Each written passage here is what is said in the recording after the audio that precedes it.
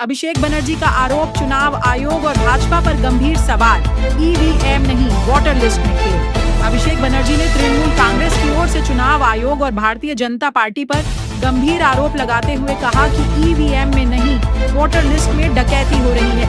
उन्होंने दावा किया कि कुछ क्षेत्रों में कुछ घंटों में हजारों नए आवेदन जमा हुए और बाहरी वोटरों को जोड़ने की साजिश रची जा रही है। साथ ही उन्होंने आयोग से सीसीटीवी फुटेज सार्वजनिक करने की मांग की और चुनावी प्रक्रिया की निष्पक्षता पर सवाल उठाए।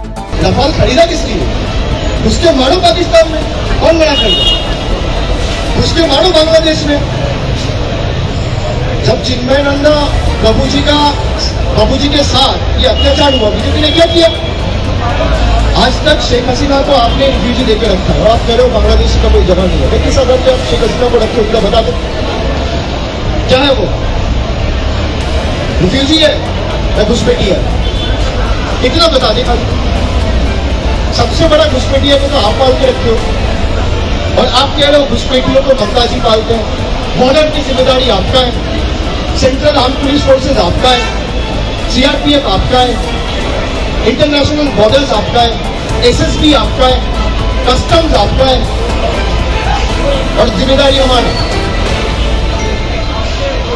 दो एक साथ कैसे हो सकता है? तो आपने जो सवाल किया, मैं समझता हूँ सटीक सवाल है कि अगर आप सारे बीएसएफ वालों को यहाँ भेज दोगे, आपने यही पूछा कि बॉर्डर पर सिक्योरिटी कौन करे, तो वो या तो भाई अमित शाह दे सकता है, वो होम मिनिस्टर है, या तो मोदी जी प्राइम मिनिस्टर का डिरेक्शन पे किया है, वो दे सकते हैं, यही दे सकते हैं।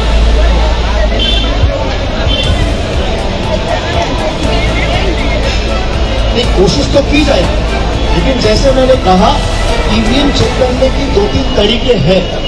जो चुनाव कराते हैं और जिसको चुनाव कराना आता है उसको पता है कि मैं 2-3 बार ईवीएम चेक कर सकता हूँ।